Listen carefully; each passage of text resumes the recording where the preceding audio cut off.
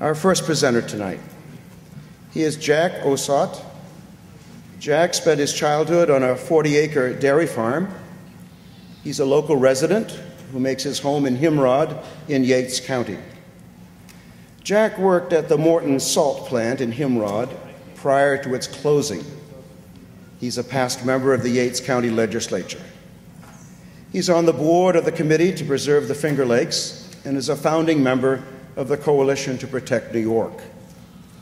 His presentation tonight is an overview of the proposed LPG storage project from a layman's perspective. Jack?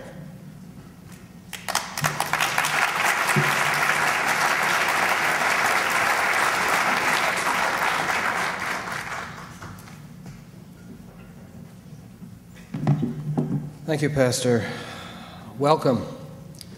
I'd like to open my remarks by thanking the organizers for this, having been involved in similar forums in the past. I know what an energy drain and it is to put something like this on. Thank you.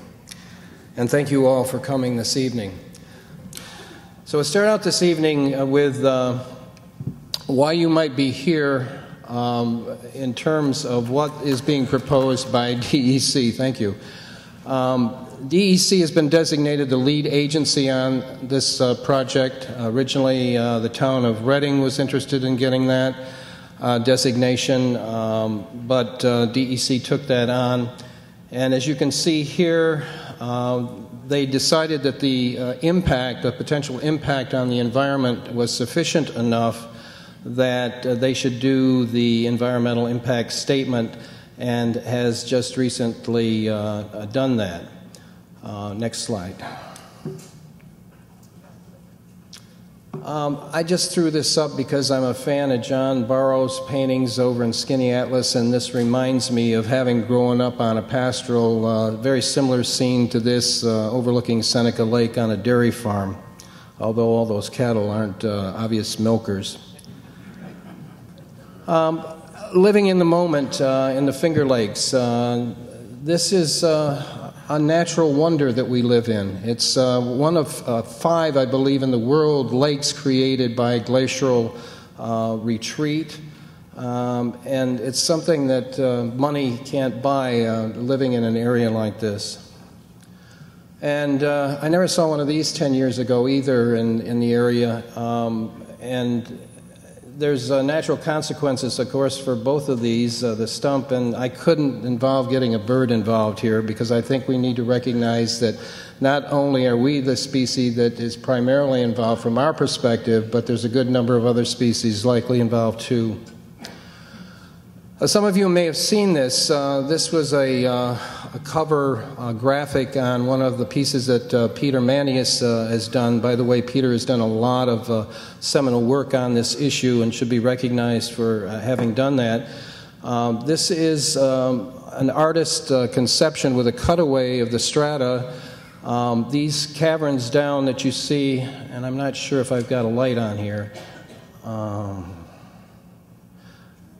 These caverns down below in yellow are in the proposed project deep. They're 1,000, 3,000 feet deep. They have been carved out, as I said before, by solution mining. Their capacities vary from 600,000 gallons to over 1 million gallons, and their main purpose will be to contain the butane and propane gas coming out of the Marcellus exploration. By the way, butane and propane only constitute 5% of the gas product that comes out of methane gas production. The above ground representation here is probably pretty accurate in land mass. The land mass up here on the lake is going to be about 30 acres, with some additional acreage involved in the rail line. This may be possibly next door. This is a compressed air storage plant down in Alabama, very similar in size to the one that may be proposed or is proposed up adjacent to the development on the Salt Cavern storage facility. The Air in this facility would be pressurized to 1,000 to 1,500 pounds per square inches, which is equivalent to the pressure that the gas is to be maintained, the liquefied gas will be maintained in the caverns. The size of this is somewhat amazing. When I first did some research on this and saw these large compressors that are necessary to accommodate the caverns in which the air is stored, this air will be pressurized by the electricity coming from windmills. It'll be stored in off-peak demand in the cavern, or at least it's planned to be, and then will be consumed during on-peak demand cycle. Well, these are salt caverns across the United States. They're very prevalent. The ones you see in Slash down here around Texas, those are domed salt caverns. They're much bigger, both in capacity and depth, to embedded salt caverns, which are the ones that we're talking about that are in actual salt layers. One of the things that is of a concern, and you'll see over here on the side I've listed.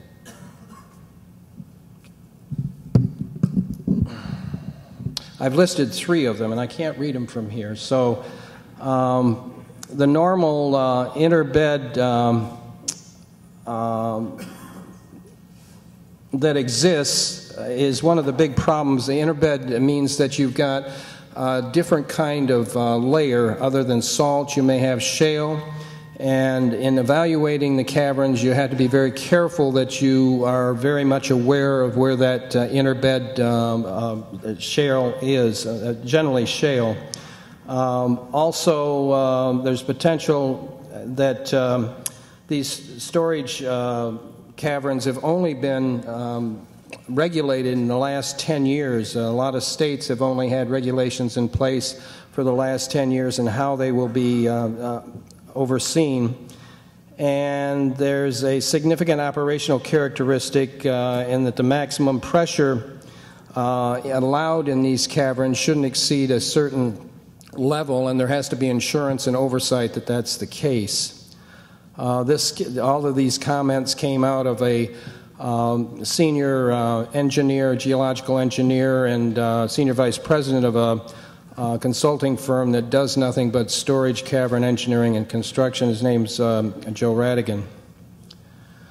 Now, this gives you an idea of how the fluid comes in and out in these storage areas. You've got product going down and stored in this cavern. And disregard the English at the top because it's not applicable in this situation, but this is the best graphic I could find to explain this to you.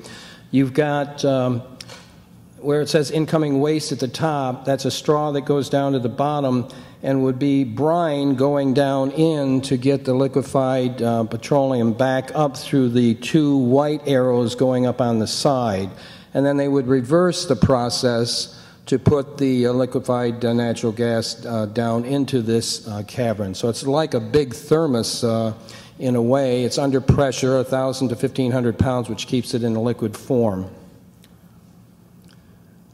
These are the impacts on the land that were noted in the DGIS or SGIS, the Supplemental Generic Environmental Impact Statement. That's a fancy word for the document that comes out of DEC, and as you can see, they were concerned about all of these things that I've listed here, and I'll give you a chance to read through those.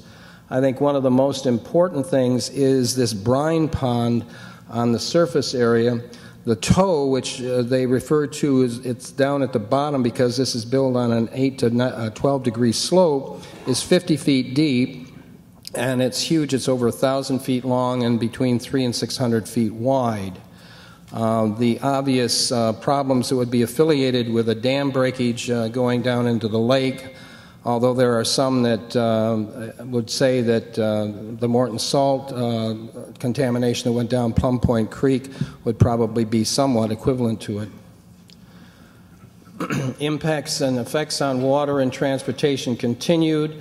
water contamination from on-surface activities, petroleum for groundwater contamination. In fact, if you have, or the potential of groundwater contamination from, again, the impoundment, impacts on transportation, increased truck travel. There will be 24 to 30 trucks or more on a daily basis coming to offload propane, and there will be additional train traffic as well.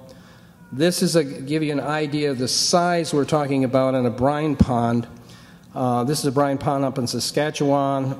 It's probably over 1,000 feet long, but it's not in the width that I described it a few minutes ago. Now, in terms of economic benefits, what are the economic benefits for Schuyler County potential in this development? Initially, $40 million is expected to be invested in the infrastructure. 50 construction jobs, which of course are temporary only during the time that the site's being prepared, and 8 to 10 permanent jobs thereafter, running from $40,000 to $50,000. I'd strongly urge the county, if this project goes through, to get all of that in their contract that they sign with Entergy.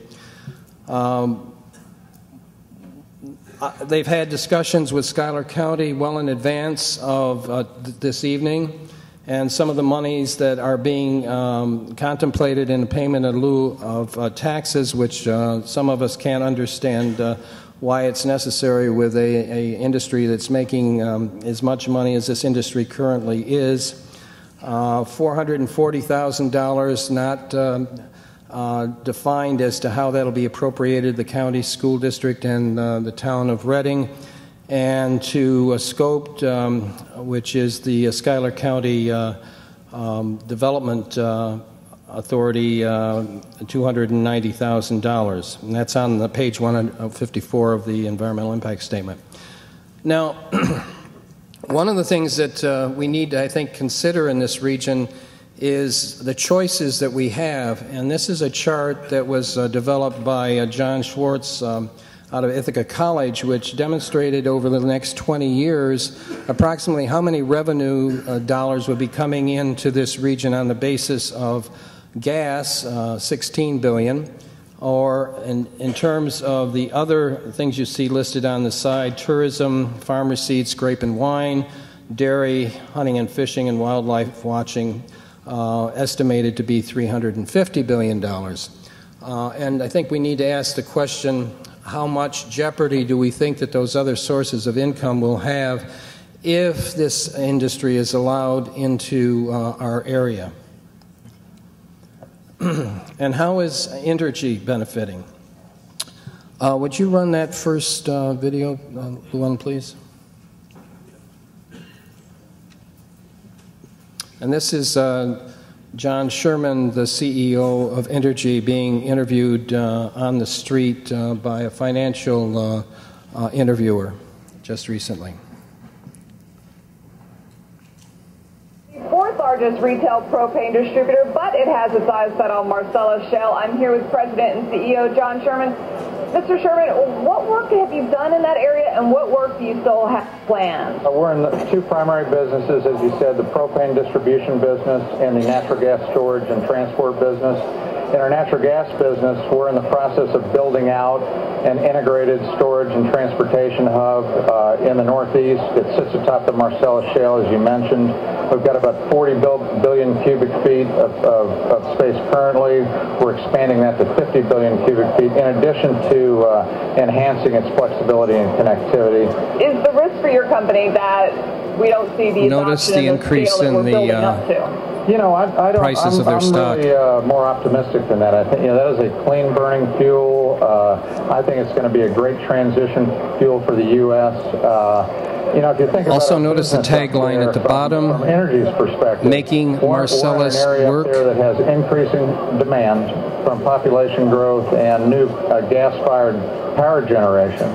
Increasing supply between new pipelines. This is what a rail offloading site looks like. So we are positioned very, very well. You can stop that to take advantage of that opportunity. Please. We'll be investing capital, building out that. The 2 points I did want to make is that last night when the industry was here, they went out of their way to point out that this was a standalone development facility and had no connection at all to Marcellus Shale. Would you play the second clip too? And this is an interview with a senior vice president.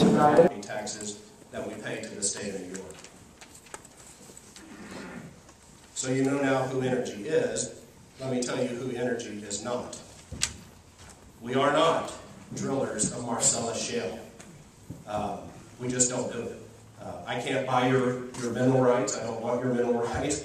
I can't argue with you about your neighbor's mineral rights versus your mineral rights.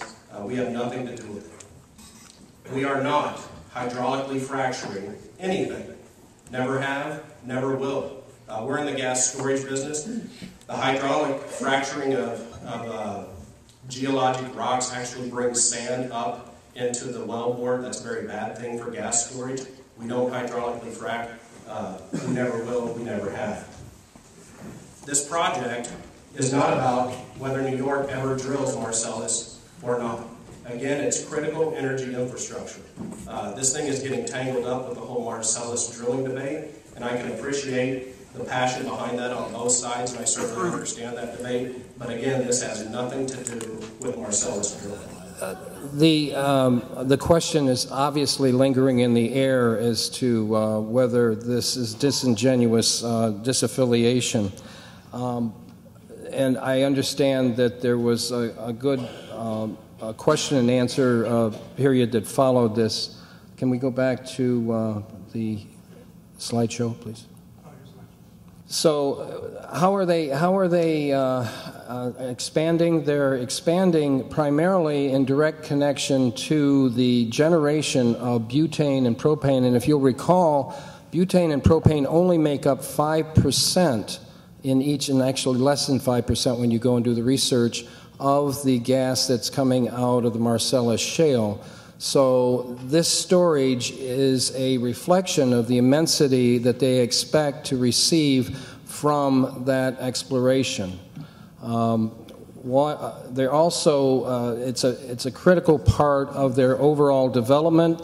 They're the fourth largest storage, distribution, and transportation of propane, and they have the other primary thing that's necessary for this development of the Marcellus Shale is, of course, the water in this region and the political support that the industry needs to both withdraw that water and to have this storage accomplished. Now, it's going to arrive, and I'm going to get faster here. I've got a minute or.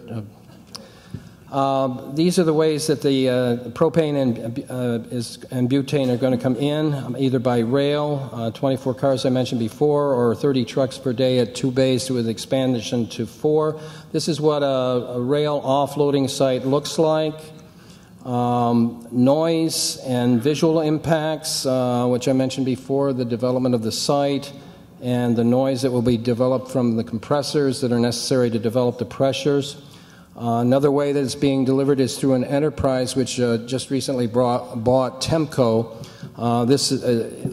I showed this because it's uncovered pipeline. Some of these pipelines are much larger than this, up to 36 inches. Impact on public safety, LPG handling and containment. This also is one of the concerns of the DEC. That might arrive. There have been accidents in the past that have occurred in the handling of LPG. And let me go back to playing a clip that will demonstrate what happened in Murdock, Texas, when a rail delivery was occurring of propane and isobutane. Some of the most spectacular levees have occurred at train derailments. 1983.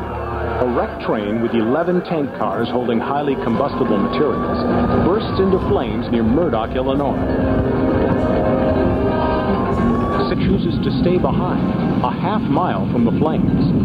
the fire is making a sound like a jet liner taking off. Something apparently blew up just a couple of minutes ago and started this big roar of flames and the sound of a jet liner. What the news crew doesn't know is that the noise they are hearing is a warning of an impending levee carrying propane gas. Moments after the reporter signs off, 30,000 gallons of boiling propane push the tank's metal walls to the breaking point.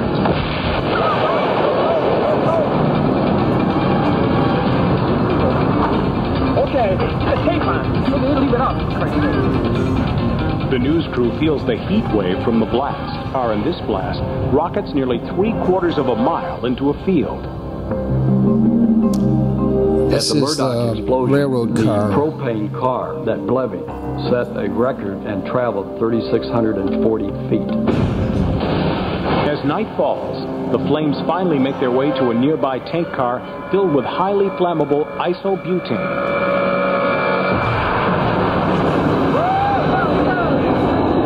This latest levee creates a blinding whiteout as 50,000 gallons of fuel is ignited.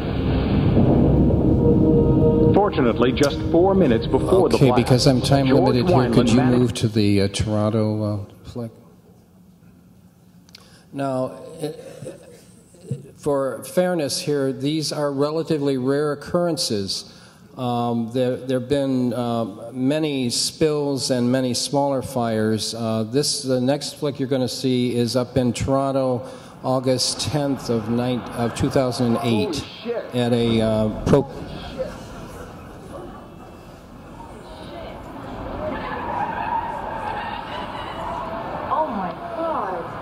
that was a propane distribution center in Toronto. Look, it just knocked out power. It just knocked out power. Knocked off half the lights in the city, injured 18 people and killed 2.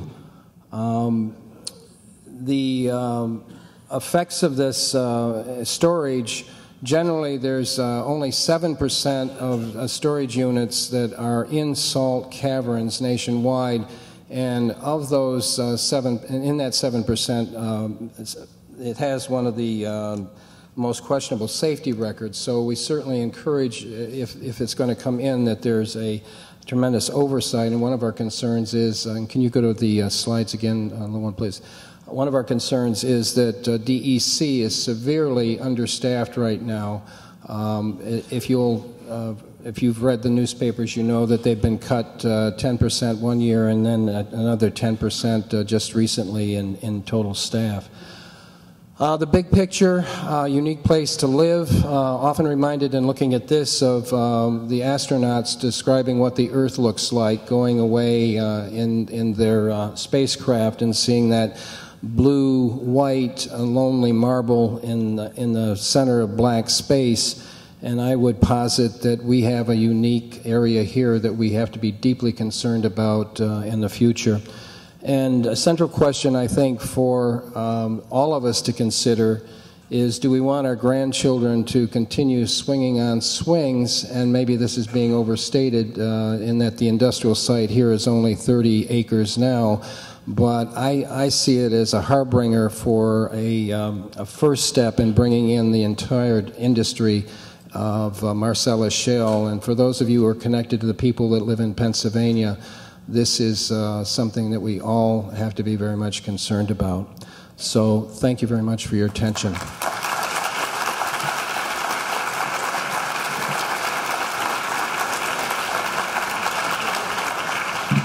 Thank you, Jack.